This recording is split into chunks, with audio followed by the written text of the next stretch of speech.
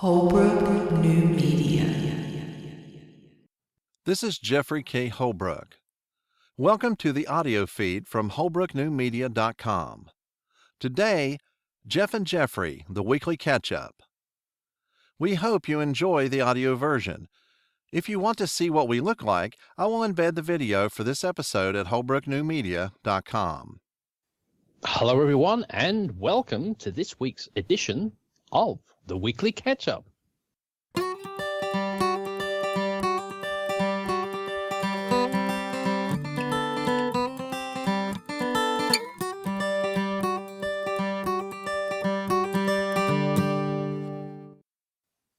And joining us is the co-host of the Weekly Catch-Up, is Jeffrey K. Holbrook. Good morning, I should say. Good morning to you. Greetings. Let me see. I need to take my volume off there. I forgot about that. Okay. Yeah, because I was getting an echo coming out of there, and I was thinking, what is that?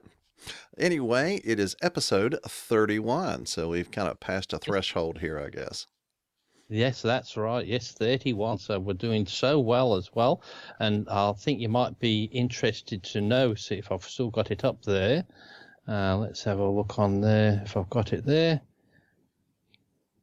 I think that's where we've got this. There we are on Vimeo. Oh, we're on Vimeo. Okay. Yeah, there. I've put our episodes up because we're also, if anybody's interested, we're on YouTube, but we also put them on the Relaycasts Vimeo one there, so you can see Jeffrey there 3 times, 2 for the weekly catch-up, and 1 for the Tech Down Over, which he was a special guest on this week, so which was very thrilled to have him on there as well. So really enjoyed that. It was, wasn't it? Good fun. Yeah, it was a lot of fun. I mean, Rick was kind enough to put up some of my older photography shots and let me explain what in the world was I thinking whenever I did it. And, it was really good to actually get to talk to Rick in person, because we've been trading emails back and forth for a while, and that was very, very nice. I really enjoyed that. Only problem with Rick, once you get to know him, is you'll know he's great to talk to. He's like you as well. You've just got to say stop every now and then, because we sometimes do the same thing. Have a 5-minute catch up, and 3 hours later we're still trying to finish that 5-minute catch up on there. So we'll always have plenty of things to say, and it's amazing when you get into the tech things how little things just go on to a bigger and bigger thing. So it already sounds like he's already trying to, well, like I am, trying to get you to buy some more equipment. Yeah. Trying to get me back into the photography thing, where we were talking about photography and stuff like that. Again, I have kind of divested myself of my equipment, because my last nice digital SLR, I gave it to my daughter when she was in college, because she has like an art degree, and then a separate degree that also has an art component to it, advertising, business and things. But so I don't really have a good digital camera to do a lot of things. Some older, some little tiny small cameras. Mm-hmm. But anyway, he's ready for me to get gear acquisition syndrome or gas, and so that I'll maybe start picking it up too. Right now, I'll probably do what I normally do and just kind of do some things as best I can with what I've got, and then later maybe I'll be able to get something a little more professional. Well, that's sort of the sensible thing to do. So we can't have you doing that. So That's the real sensible. So what have you been up to since? Well, haven't seen you since Saturday. But what have you been up to? Did you celebrate the New Year in any special way? Us here together at home, and that's always special for us. We just love our time together. It seems like whenever I'm working, I'm always wishing I was home. That's what I'm thinking about. So, I was thinking, boy, I wish I was home. So, anyway, yes, we just celebrated here in the middle of the night, watched the Dick Clark's Rockin' New Year's Eve, whatever that is, watched the ball go down in New York City, and, with that, and had a toast, and, and that's the way we generally celebrate it for the most part. Well, me too. I don't drink or anything, so I'll stay down and watch the video. I think just look after the dog, because I don't know about what happens there, but with the crazy people with all the fireworks, it seems to frighten the animals. But here they're totally illegal. you're not allowed to have them, but But more and more people seem to get them than mm, they used to. So, but the problem we're having here is like years ago when they were legal, yes, it was a bit noisy, but there were sort of domesticated fireworks. yes. But now they're illegal. People get the illegal fireworks, which are the professional grade ones. So they're not just the little ones that make a little bang. If they really can, and we had three people killed Oh, wow. because of misfires of fireworks. And I thought it's not just an annoyance; it's quite deadly. Whereas the ones that they used to sell to the public, you might have a bad burn, or you could do a little bit, but very rarely you would hear of anybody killing themselves with them. But there was one story on the radio that said you can't stop stupid people sometimes. And Well, there was one person who had these illegal fireworks, and their house backed onto the local police station. And what's even that? One of the things misfired and fired right into the front door of the police station and exploded in the police oh, station. oh, Of course, they got arrested in that, but I thought yeah. there's no saying stupidity. Like if you're going to do something illegal, but don't do it right in the front of. That just reminds me of a story my friend told me. This happened out in one of the rural counties here in West Virginia. Supposedly, there was a drunk that pulled up in front of the police station and was just laying on the horn. And it's back when the police stations had those little old timey lights with the ball that said police. Oh, yeah, the lighted ball on either side of the steps. And he pulls up beside of one of those, and he's just tooting. They come out, try to find out what he's doing. He looks at him and he says, "Fill her up." Because of one of the old timey, gas, gas things, and he was going to get gas in the car. Thought he was at a gas station. He was at a police station. Yeah, like you say, stupid. There's not much you can do about that. That's just the way they're going to be. And that's right. And as they said, yeah, doing that, and he was probably drunk as well as. Oh, totally. Yeah. He was drunk, and he thought he was going to get some gas at the police station. Bad move. One of the things that the show the other day, the Tech Down Over show, did for me the other day was I was thinking about photography and how I originally got bit by the bug. Whenever I was a little kid, I was really what my parents would call rambunctious. I was kind of accident prone. I was kind of bad about breaking things. I was just kind of clumsy and stuff and breaking things. So well, I was interested in cameras when I saw my mother get out her camera. She was the photographer around the house, snapshots and stuff at the time. Now she's a great photographer now. I'll give her that plug because she's, she really is. But it would have been very dangerous to have handed me her camera because I'd broken so many things when I was, just this little kid. Well, when I was probably about 8 or so, my grandmother, my biological grandmother, died whenever I was a toddler. But anyway, a few years later, my grandfather remarried, married a lady named Alice, and she was a widow also. And she had a tobacco farm over in Kentucky, and so we were visiting out there. And she was taking pictures while we were all out there. And I was fascinated with her camera. She had this really professional level 35 millimeter camera. And so being the inquisitive little guy I was asking some questions about it, and she just turns around and hands me that camera. Of course, my mother's about to have a heart attack because of this. Don't give me the camera. And she starts giving me pointers on how to hold the camera and how to take pictures with the camera, and it was very similar to my original, old timey 35 millimeter I showed you on Tech Down Over, where it sounds like a vault door closing whenever you push the button. And she was showing me, of course, I was just being really super careful and, and everything. And she trusted me with it. And I didn't break it. But anyway, she really kind of kindled that in me because, and again, I could have really torn the thing up, I guess, but we were outside on the ground, so it was like, but she actually was there with me, was showing me what was going on. And I just really appreciated her trust and, the way that was, and it just kind of kindled that interest in me. And so whenever she passed away several years later, she had a picture of mine that I had taken later. After I got married, I got my own camera, and it was a picture I took with a camera that I showed you the other day. And she had one of those framed. I actually had it matted, boarded, put it on the board, the artboard and the stuff. And she had that framed in her house because she just thought that was an amazing picture. And so she had that up in her house. And so she really liked my photography and my style, my compositional things and things like that. And so whenever she passed away, the state was settled, and the things that no one else in the family was really into were appraised and were going to be sold. And my mother said, "Hey, Alice's camera is available." Oh. And this was the last one that she had, her final camera. And this is it right here. Oh. It's a Minolta. Yeah. Anyway, my X700, and again, it's a film camera, but my mother, she's just said, "Well, don't worry about my half of it." And so I got it for half of what it was appraised for. But I did take pictures with it. I loved it. I thought it was really cool. And it's so cool to take pictures with her camera and to be able to own her final camera.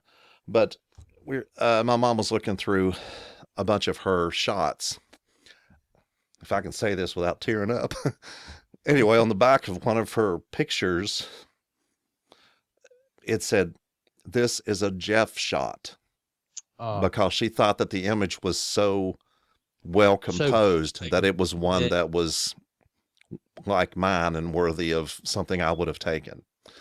And we just found out later. She never told me about it. But as we were going through her images and her pictures, her snapshots, and all the different things she'd done, she had written that on the back of one of them. And it was just like, and so. Yeah, it's just a magic sort of moment. Totally. It's just incredible how just some little things like that just get you going on to a particular thing. And like you said, with you being clumsy in that, but even looking at that camera, the older ones, not like the newer digital one, they were built solid. Like that one, yes. Even just looking, you can just see that by you just holding that up. It's a solid camera, not definitely. like some of the ones, like you get a Canon 5D, a brand new one, the big chunk, but they don't feel half as solid as those ones do. I think you could knock somebody out with that one.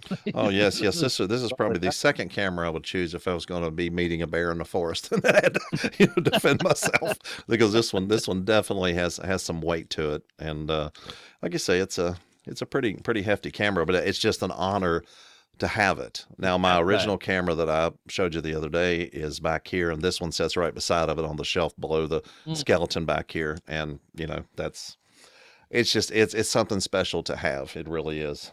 That's funny. It's a funny thing with photography, though. It's like you said, you were brave enough to show us some of your photos. I've taken loads and loads of them, but I don't dare put them up because I thought, "Oh no, they're rubbish" and that. But your pictures were really good. But it's the thing is, we've got to all learn to take criticism, to take better pictures, I think. So, and you've got somebody within the family that helped you take some pictures and that, but I think we all do that a little bit. We're all a little bit scared if somebody will say, "I don't like them," but you got to get to the stage where you don't care. You're doing it for yourself as well. And hopefully you'll get something that other people will like. But sometimes I think I suffer from that a bit. I think, "Oh no, nobody will be interested in that." But you never know. As I said, like we was talking about Facebook before, I was so ashamed. The only thing I did on Facebook last year was said thank you for a happy birthday wish. And they made it into a video for 30 seconds of just that one thing I did on Facebook.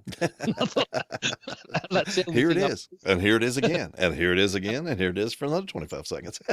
But because I've taken so many. And even when you're thinking, like I think, "Oh, I haven't done much with my camera this week or this month." But you've still got 50, 60, 70, 80, 90 shots when you haven't done much. And I don't know if you saw, but last week on Thursday, we had a torrential downpour. And I just got my camera out and I posted a little 30-second video on my channel of my front garden with it's totally flooded. Oh. I don't know. Did you see that on the website? Haven't had a chance to see that yet. I was getting ready to go over and check your channel before we get on the show, and I didn't get to it. Sorry. But even that was one of the first things I thought, why don't I just do things? Because some of the times I don't put a lot up because I thought, oh no, I've got to make it look nice, have a bit of a story. But I thought it doesn't always have to have that if you want to put it up there. Else the fear is, and I know I suffer from this a lot, you've got tons of material and it never sees the light of day. So what was the point in the first place? But there's so many things that I'm sure out of a lot of the shots, I've got some decent shots, but it was quite amazing when I look back on some of the old shots I used to take on my Canon A1. I think it was similar to that Minolta, about the same vintage as that. I'd be the AE1 probably, or the AE1 program. AE1 program it was that. I remember those. Those were cool. And it was just, I'm just amazed that I did some of the, the shallow depth of field with a blurry background, and it was really good. But the thing was, I didn't know about that back then. You just, like you were saying, I was quite amazed that out of all the film you took, out of about a 36 roll, you might get one or two totally rubbish shots, and they were usually because you forgot to take the lens cap off or something like that and didn't even, and you hit the button by accident and took a picture with the lens cap on. But it was quite amazing how I think we're getting a bit lazy these days. We take hundreds and hundreds of shots. A lot of them are horrible because we can. Whereas with film, you took a little bit of care, and most of the shots did come out that were in focus. They might not have been stunningly set or whatever, but I'll just look back at tons and tons of my photos. They were all at least in focus. They might not have been very well composed, but as I said, it was quite amazing at how they did come out. And you didn't realize with the old ones that you were manually setting all the f-stop, the shutter speed. You were doing all that yourself, and then you lose it a bit. And now with digital, you think, no, have I got the right setting? We never used to think about that at all, did we? Well, the settings were really about all I did on the manual cameras. Now you can do your, use I like spot metering, and I'll actually meter on different sections of the screen you can actually, instead of like changing your settings so much the way we did in the film days, you can actually use real tight spot metering on a digital camera to meter different sections of the screen, push down halfway, meter over there, then recompose and finish. And so you can take a dark spot in the screen to lighten it up, take a light spot, a light spot in the screen to darken it up, and you can take several different pictures in the same place by metering, and focusing, and then reorienting the camera. Once you've done it halfway down, then you can do that. So you can actually use these cheaper cameras. If you use spot metering, you can actually get different exposures based on where you decide the meter in the image, in the picture itself. Yeah, well, it's just, as I said, quite amazing at how different photography's come a long way. But as I said, it's got the masses involved now, whereas nearly everybody's into it because everybody's got a phone.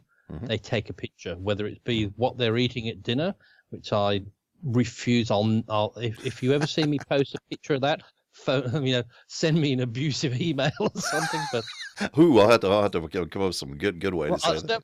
I don't mind when some people sort of doing like an arty thing to show how lovely it looks. But I hate it when they post it when it's half eaten. So, oh, okay, yeah. Horribly. But when it's a bit of art, sometimes people take, because the way some people design some of this food, you pay a fortune to eat it. It looks nice, but it's as I said, so you'd want to take a picture if it's cost you $70-80 for something that's not really going to fill you up. Well, at the same time, though, sometimes the subject matter's good. There's a cast iron cookware group that my wife's involved in, and she loves. Matter of fact, for Christmas, she got a couple of enameled cast iron things, pots, and so they show different deals they've got. Oh, look, I got this for this deal, and they actually show whenever they cook something in it. My wife made something the other day in a regular cast iron pan, and kind of a pie in a cast iron pan, a black cast iron pan. And so she showed that, and and so if the subject matter in the group is all about cooking in cast iron, then they do have it's not like here I am loading the car. It's not like they're showing it to a general audience. They're showing it to a very specific group of people who like cooking in cast iron. And so whenever they cook something in their cast iron cookware, they always put it on the group, on Facebook. So, there are applications for it, but in general, I didn't want to see your dinner today. No. You know? It's amazing that food's become this thing with cooking shows, and Yeah. it used to be years ago. It was only that Japanese show, the Iron Chef. Iron Chef. Yeah, I remember that. Yeah, I loved that. I used to put. It had nothing to do with food. I loved the theater of it, where the and here Pull comes that thing off so-and-so. there. Secret ingredient. Oh, you've got a pumpkin, a lemon, and an orange. Yes. What you got to do with this? And it must be a savory dish. Yeah, that's right. And I used to love that. And then when they're all in the English translation to the Japanese, and I thought, I wonder how close it is to going on, and they just say, very nice. I'm sure they didn't just say that, but we also there was a show from England, which was in the early days, around about the Iron Chef day, before everybody started doing the cooking. It was called Two Fat Ladies. Wait a minute, I've seen that. I have seen that. And they used to cook the most. They said all the wrong things you could do, and they said, right now, put 5 kilos of sugar in this, two quarts of this, and all these, anything that was bad and horrible. But they used to turn out these magnificent things. But it was way before all these cooking shows were way before their time. They unfortunately passed away now. The producers said it was quite funny, all these nice dishes, but there was no sugar, no sugar coating it. There was a lot of the time, but all the things that they used to think, they said, my God, is that what goes into a lot of these things that we do eat? But now they do the same thing now, but they're a little bit more delicate. I don't like. You're not allowed to say here anymore, like you can't there is KFC anymore. You can't say the word fried, or else. I hadn't thought about that. I was wondering why they changed to KFC, and I guess the fried. I guess that would be it, because it's not healthy to fry. So I hadn't thought of that, but I guess that's why. I mean, they're abbreviating everything, but yeah, KFC, I guess that would be the reason why, because you don't want to say fried. And we used to have an advert here I remember when I was a kid, and we had Kentucky Fried Chicken on and the advert was like an animation of a family coming home. With these 3 fat kids in the back with the drums, chewing on drums. And I thought, but it wasn't, having a big family bucket of Kentucky Fried or KFC. Because I thought you just can't get away with that these days. You've got to a little bit more delicate. But I thought times have changed, though, haven't they? Thankfully for the better, anyway. I think it's. Yes, my wife has completely rejected the way we were raised on the kind of cooking we were raised on, because everything around here, the gourmet cooking wasn't something. There was no Food Network. There was no, channel that said anything about gourmet cooking. So people just cooked, and so you would, green beans, potatoes, and whatever meat you were going to have. It could be bacon, could be beef, whatever you're going to have. And so everything involved spices, unless you were making some type of chili. It was basically salt, pepper, bacon grease. And that was the things that everybody used to cook with. And so my wife has completely rejected all of that. She is an amazing cook, and she has learned so much from watching these shows on these channels. And she knows what all the individual spices do. A lot of people will go and get a spice mix to make a certain dish that's made for a certain thing. Well, no, she knows what cumin is for. She knows what, oregano does. She knows she knows what they're for, and then she knows when to break the rules. And so sometimes you'll find curry powder in an Italian dish that she makes. Oh, totally unheard of. Exactly. I mean, but out here in the country, we can do it any way we want, and nobody can say anything.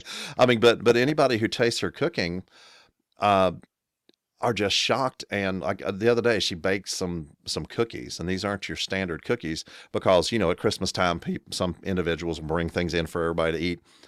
And I did that, took them in, a couple days before I went on my vacation between Christmas and New Year's. And then the next day they were asking me if there were any more cookies.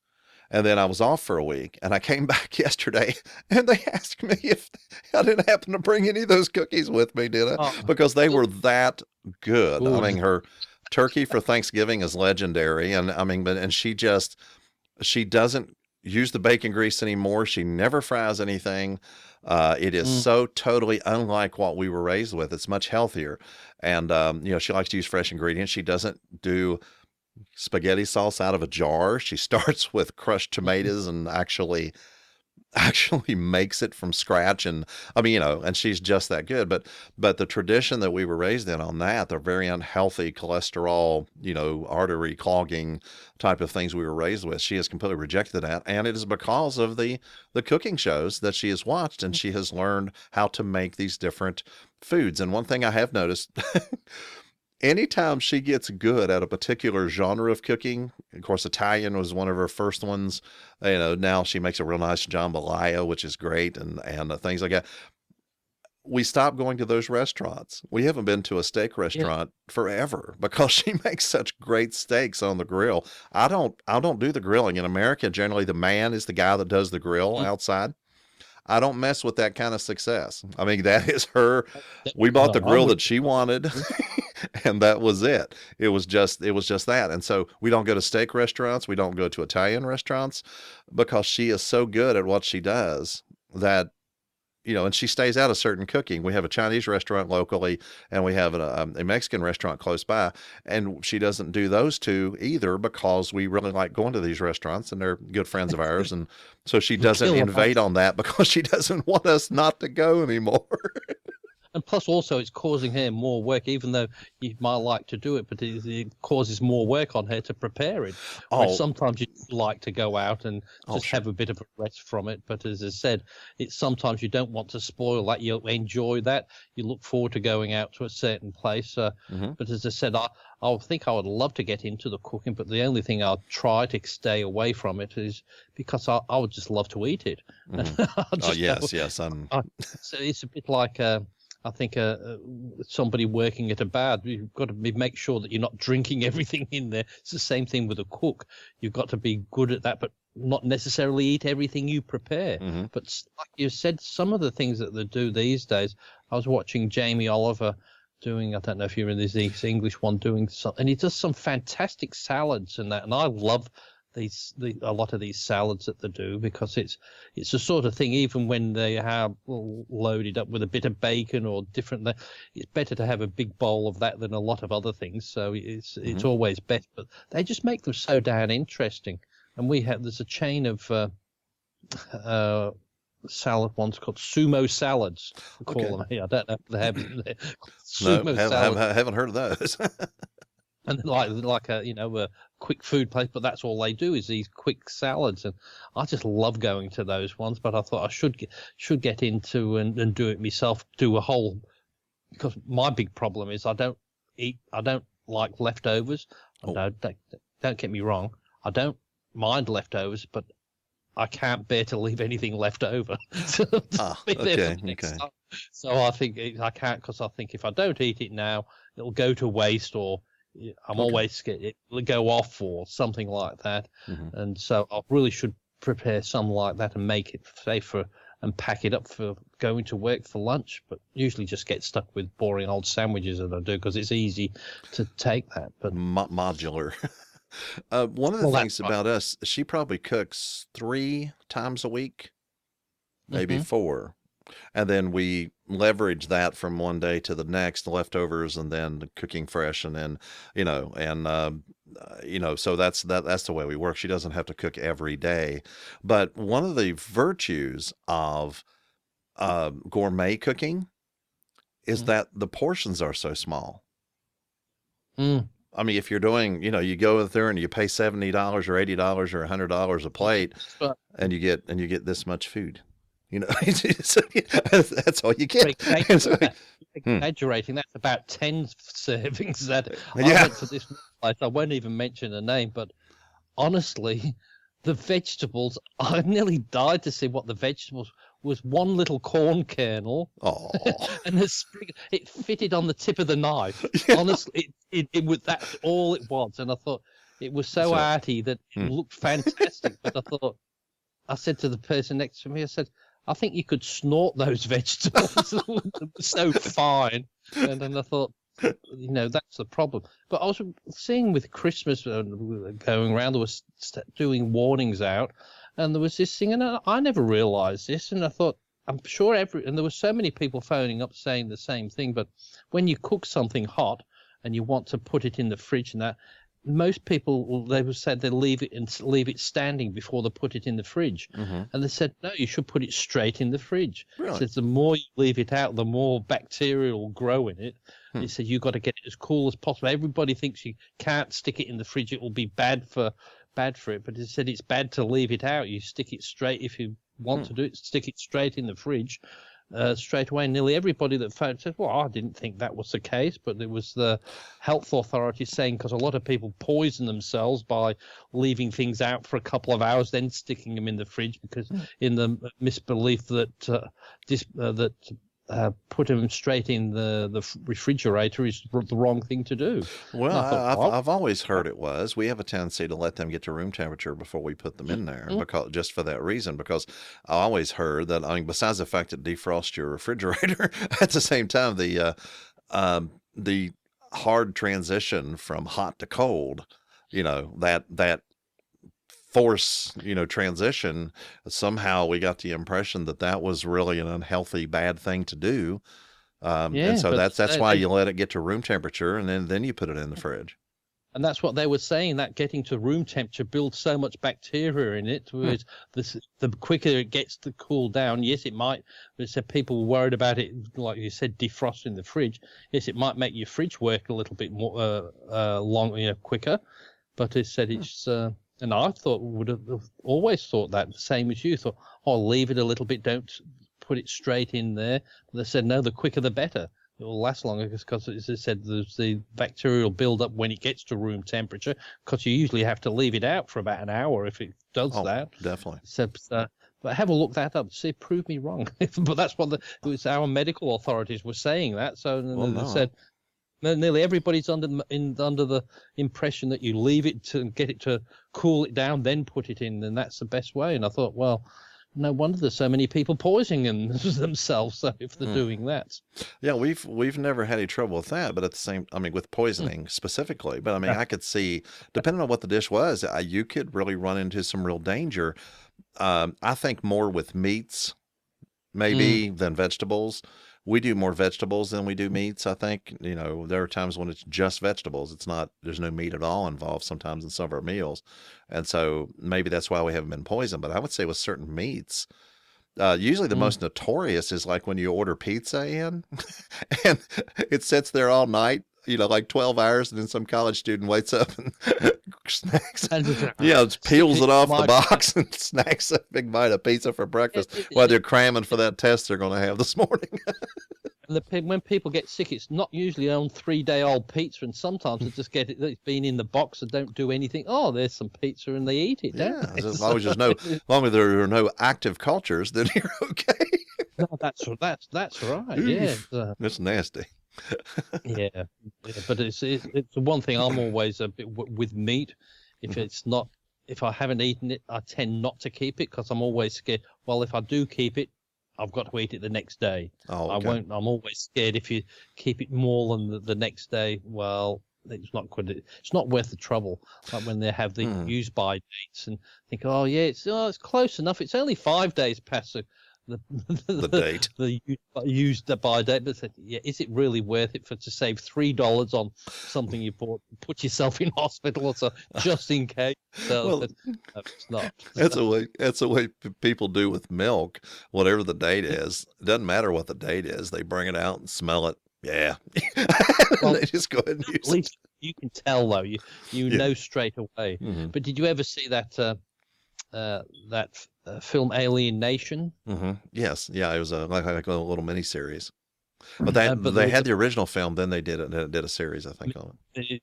And one of their things was that the humans got drunk on whiskey. Yes. And whiskey didn't do anything to them. What their the drink of choice was off milk. Yeah, The more off it was, the more potent it was. And so they got, by the time it was chunky, they just get sloshed.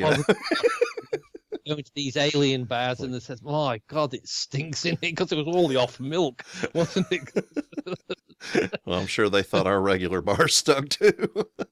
That's right. But I always remember that show when they're all going in and they've got the off milk and they're glugging it down. I thought, well, as you said, it all depends on if they look at the somebody else with whiskey. Say, "Oh, what are you drinking that rubbish for?" Because to me, it's like drinking petrol. I think it's quite a harsh drink. I've never really been able to cotton on to that, but I think it would be quite a harsh sort of choice of drink. I don't know.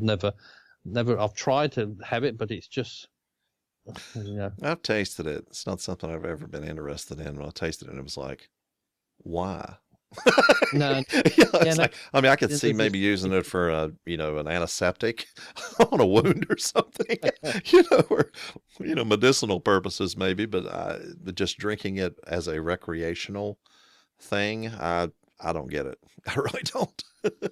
No, and I've had a taste of. I think I said before that somebody said, "Have a taste of this, champagne." It was one of the most expensive, $700 bottle of that, and I said, "I don't want to waste it on somebody who don't really like it." Right. And so, "Oh, you'll like this," and I said, "Yeah, it tastes nice, but it just tastes like some fizzy cordial." So the sweet, it was nice, but I thought for $700 a bottle, I said, "Really?"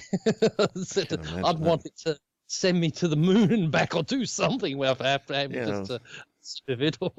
That would be worth christening the space shuttle with, maybe. If they're really going to do something fancy, if this ship is going to do something really super fancy, Yeah, but what not, I'd be doing, I'd be getting empty bottles, refilling them with water, and then there you go. Yeah. Who would know the difference? You can put any rubbish in that. You won't waste.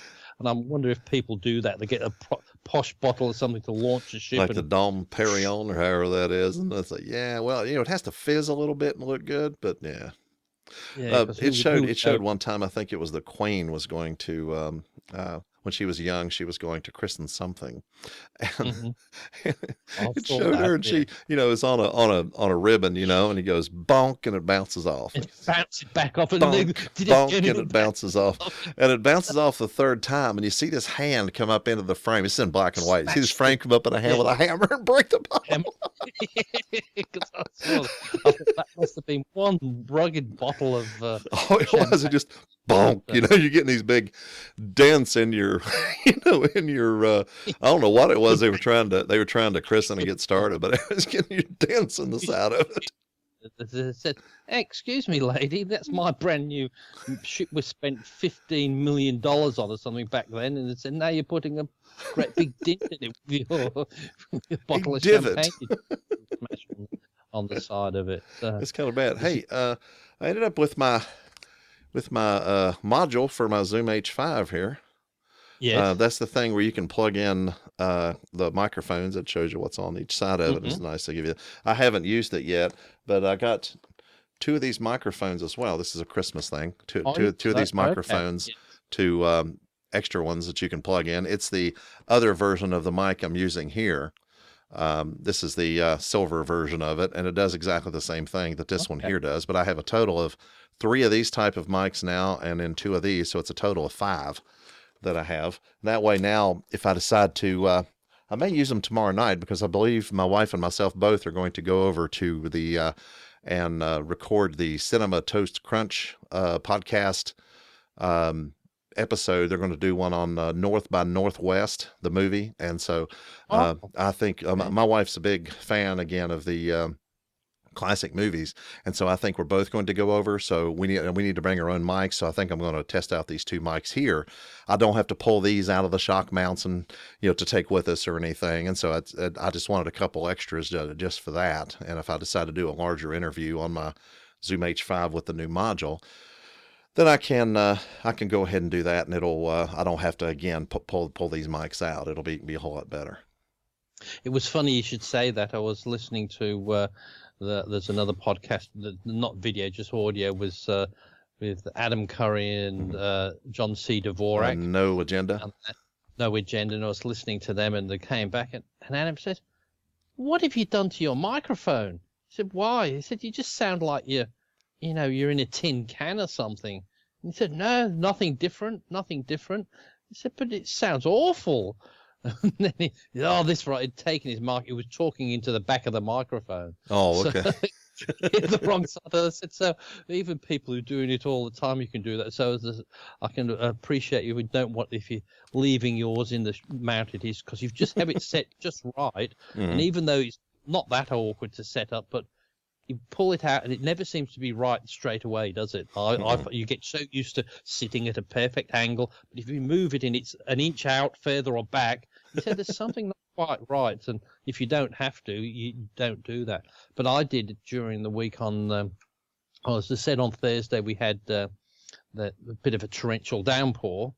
So after that, when I filmed that at home, I just got a call not long after it saying at work, we'd had a torrential downpour and all the water had come through the ceilings in some part, wet all these computers. And they said, don't bother coming into work on Friday because they had to dry out the office and do all that. So, so you got a day off. Well, but fortunately I can work from home. So I logged in and we did all the things I had to. But the great thing was I got to finish off one of my e-learning modules. And one of the last things I had to do was a voiceover. So it was great during because sometimes it's a bit awkward. You can't do it at work because there's too many noisy things. So I got stuck in that. So I was really pleased with that, getting back into it. I haven't done one for a while, but it came out really good. I was really pleased with it. So excellent.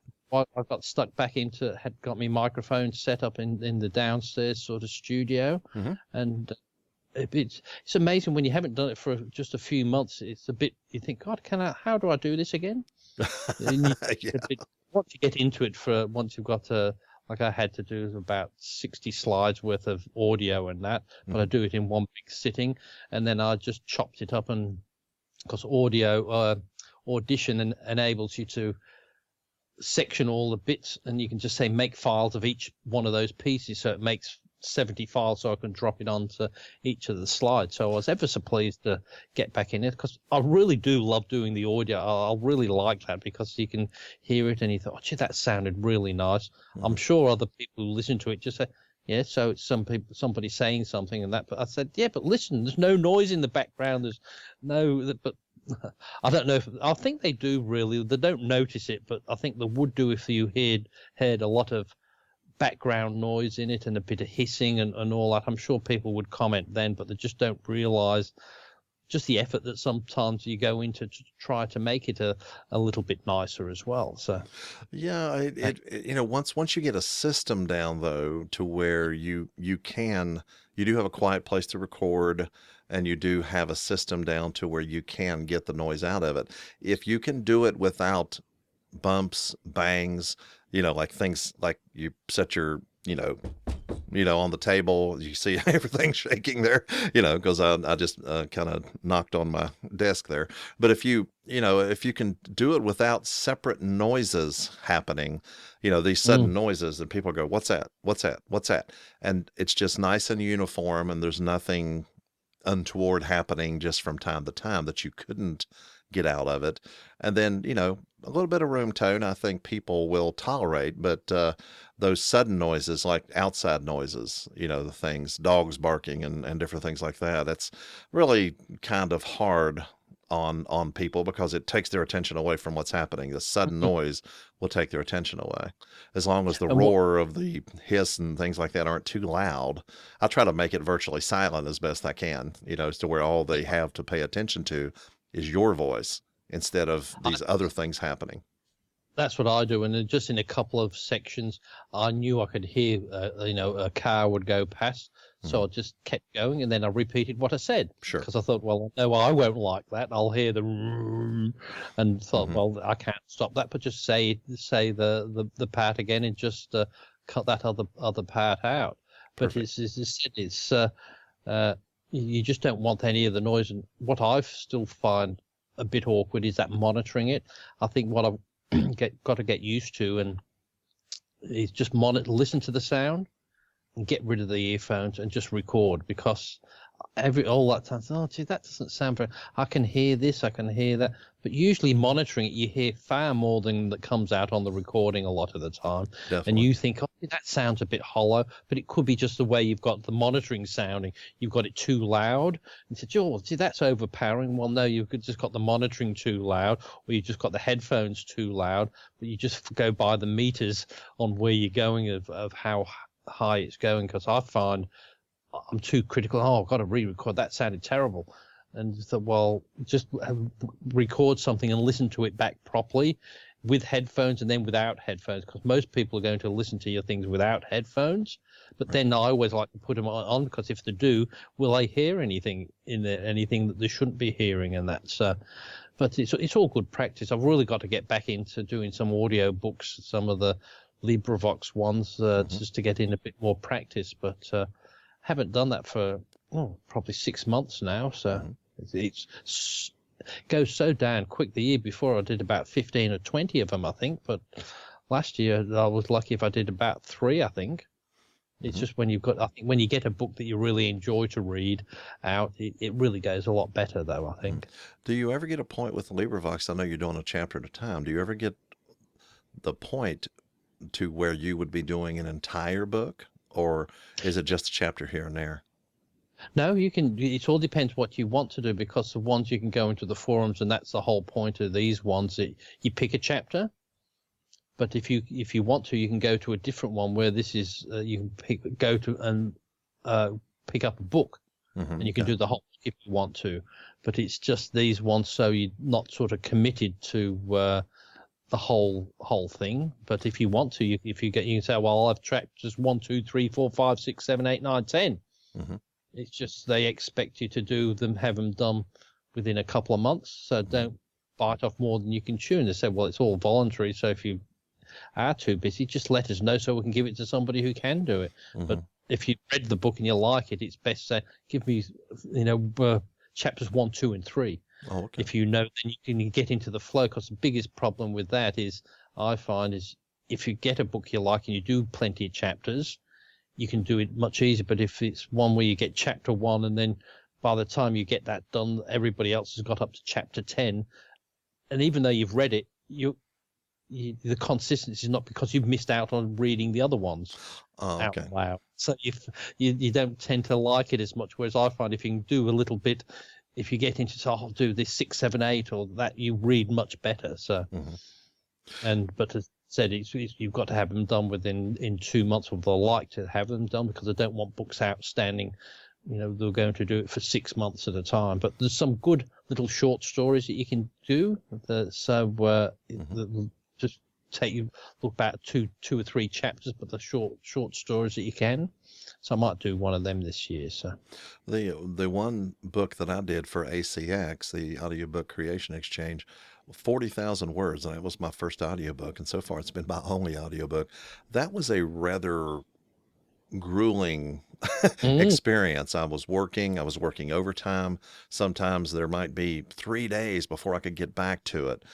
And it was just this tension over the entire time, trying to get it finished, trying to get it up to their audio standards, which, again, I just had to learn specifically what their standards were and then match that. It really wasn't a problem getting it there. It was just finding out what they were and then using my software that I had to get it there, recording it in the first place in the right manner and things like that. But I put a lot of pressure on myself. On the Tech Down Over show, I was talking about the pressure that I put on myself whenever I shot a wedding, back in the film days. My blood pressure and a potential heart attack are in the offing whenever I was doing, the weddings and whenever I was doing that audiobook. And so, not saying that I won't do something short for ACX, a little bit later on or something, but once I retire, that's something I'll readdress at that point, because, like you say, right now working, and I love doing this show and, like the things that we're doing, the releasing as a podcast, and I love doing this. I enjoy doing interviews with people.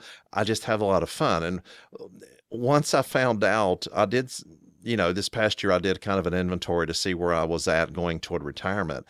And I found out that I don't need to make money podcasting or audiobooks in order to retire when I want to. That took a big thing off of me, and now I'm just having fun. I'm doing this and just having a blast doing it. And that's the thing, is because you can make some money, but if you're banking on it, it's very hard to. It's not like everybody thinks you just, I'm just going to do this voiceover, I'm going to make a fortune. Well, you've got to go out there, market yourself, spend tons of time doing it. Mm-hmm. You've got to do some of the awful things to get and then get a portfolio of things so people say, oh, that was good, I want his voice, and say he was to deal with. And it's not always it's the perfect voice, but it's the right voice for that specific job. Yeah. It's all, and like when you took on that other job, remember I said I admire you, because I said I have trouble with just a chapter or two sometimes with work and all that and getting into it.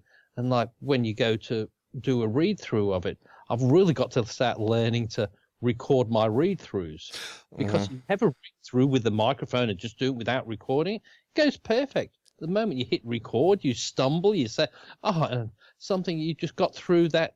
I got through that perfectly when I was doing a run through with it. But and like you said, when you say, this has got to be perfect, it's like when, I don't know if you do any painting, but I'm hopeless at that. When I've got the paint and I don't get it on the sketch, and you sort of your hand sort of says, I'm going to do, and it's like you say, now don't do that, and you slip. And it's the same thing with the record. Now don't make a mistake, and you say something and say, oh no, I did say that right.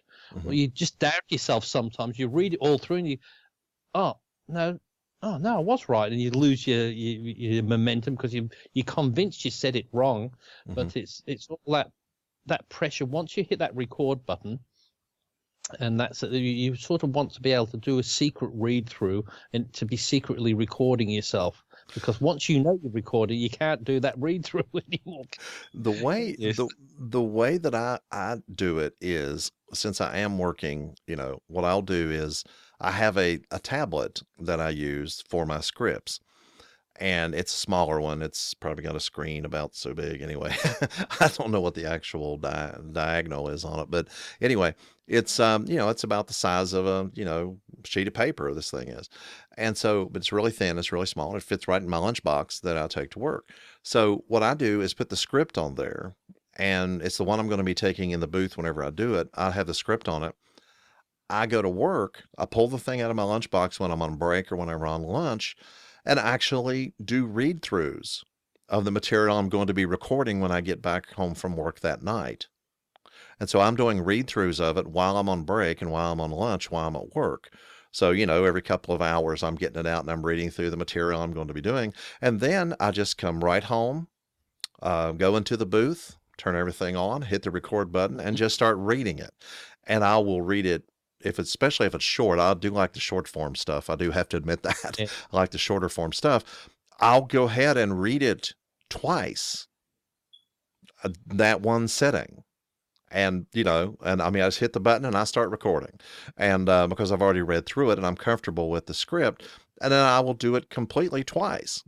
In one, I'll just push the button once, read it twice, and then I pick whichever one sounds the best and whichever one doesn't have you're going real good and you get about halfway through the first take and all of a sudden you made a mistake that you didn't catch. And it's like, so you start working on the second take and doing the editing on that one. So, and generally I've not made a mistake on both of them. And so I go ahead and do it that way. So I'm ready. And once I sit down, I am recording whatever I'm doing, because that can be, half a second. You can cut that out, whatever didn't work out on your first take or something, that's fine. So you can cut that out so easily that I would rather just walk in, start recording and use whatever I have to use. And what I like with the one I was doing the other day, I wrote the script for that as well. So it makes it easy when you write it. But a lot of people, when they're giving me things to do before, I said, when you're writing things, I said, you can write things that people are going to read. You can write them totally different than if somebody's going to speak it, because some things you can't say out loud. When you read, it just doesn't you can't say it, but you can read it perfectly clear. So quite often when I read it out when I'm typing it, and so because people say, "What are you doing?" I said, "Well, I've got to see whether it sounds right." Yes, you might be able to type that if somebody's just reading it, but if somebody's talking about it, like when you can't put all these dash dot open bracket close bracket, well, how am I going to say that? I can't say all that. Do I just say that? And so, but like when you're reading some of these other people's things, I struggle with. I always highlight all the words I'll have difficulty with because I thought, oh, how would you say that? And there was, what was the one that? It's usually the French words that get me. The French words. Like French word. Like there was this one. It was Dr. Duquesne. Oh yes. And that's spelled Duquesne or something. If you say Duquesne, and it's Duquesne, and I thought, how on earth do you? But there was a, I can't remember what it was, but it was this place in America, but it had this really German-sounding name, and I had to look it, and I thought, I'll with the internet, there's bound to be somebody saying it, and I thought I've got to go from 3 or 4 sources before I believe that's the way to say it, because I thought, like, I know. Like you guys say, what is it? The country in the Middle East, you say Qatar, don't you? You mean Qatar? Qatar or Qatar is what I've heard on the news services. Or Qatar, yeah. Qatar. And I thought, what's that? Cutter, Qatar? Yeah. Where's Qatar? But as I said, I believe more people say Qatar, and I thought, well, it may be just somebody just said it wrong once, but they picked it up. But it's only been so. I thought, well, that wouldn't make any difference. I thought, well, if the media says it, if everybody's saying it, at least you won't get shot down in flames for saying it that way. Yeah, saying a public thing. My first podcast, like I did 2.5 years ago, 2014 is when it started. I was taking celebrity quotes and taking 2 quotes per show and writing short essays on each quote. And so I was doing, again, 2 short essays per show. And so I planned it. I did 50 episodes. That's what I planned to do. And when it came down to it, I would occasionally have to try to find out how a particular person, if I found a really good quote, but it wasn't somebody that was that familiar, but I really wanted to use this quote, then I had to try to find out how to pronounce their name. And there was this one particular guy, and he was a college professor, really well-known guy, supposedly in college circles, but he was originally from Syria, I believe, and it was a great quote. And so I wanted to use the quote, and I spent an hour trying to find videos of this guy coming to speak for places and letting the person up front say how to pronounce the guy's name. And I finally found a couple that actually, instead of just having it in print, they actually announced him. Yeah. Okay. And they both announced him in different parts of the country, and they said it exactly the same way. Got it. Now I can use this quote and put it on the show. But my main mortification in this world would be to say something wrong or to misspell something in print. Yeah, that is I would be so mortified to. Well, I'm called the spelling Nazi, because I'm so hard on that, and it would be I would be so mortified to use punctuation incorrectly in print or to mispronounce something, when I'm being authoritative and I'm saying, like doing an essay. I've written an essay and I'm saying this thing and I'm pushing this point home, and then I pronounce something incorrectly. Oh, just takes your authority straight away. They said he just has no idea what he's talking about. There's a website I've got in my favorites that does that you go and type in the word and it says how to pronounce it in a voice, and it does really well. So okay. I love that. You go in there and you think, oh, is that how you say it? And you think, I had no idea that it was that way, because when you're reading some of these old books, they're written in the 1800s, and some of the English words that they used back then we don't use anymore. oh, what do they mean by that? And you think, oh, they spoke quite differently, and that's why you can read them, because the copyrights run out. If there were the modern version of it, you usually can't read it on the public domain because the copyright's still in place, Mm-hmm. and people like Audible and all that will have the copyright for them as that. But I'm really tempted to get something like that Audible from Amazon. Do Audible, don't they? Yes, they actually Amazon owns Audible. Yeah, I'm just wondering if they do some more technical books or things like that, because I'd love to, when you're driving around, listen to things like that. Mhm. So, Oh, yes. Okay, for instance, every time a new device comes out, like the Amazon Echo or whatever that other one, you'll see books showing up on ACX that they are trying to get people to do the audio for technical books. I mean, yeah, there's technical, there's children's stories, there's again the novels, there's I mean, every kind of book you can imagine, these things show up. Some of them I've looked at and I thought, well, that would be a nice book to do. Then I go and I do you have to do an audition to see if they'll take you, and you read what they put out there for you to audition for, and some of it's not even readable. Yeah. And there's they have a show here on the TV called Spicks and Specks. I think that's right they call it. And it's a music show. Mhm. And one of the segments is they have two panels of three people. It's like a quiz show, and they've got famous songs, and they have artists, singers, and they say, okay, now you've got to sing these songs from the words from The Hobbit. And so the famous song they've got to read, and they read all, and it's all they have the technical manual on how to use a Zoom recorder, and then singing it but into the with the And the show.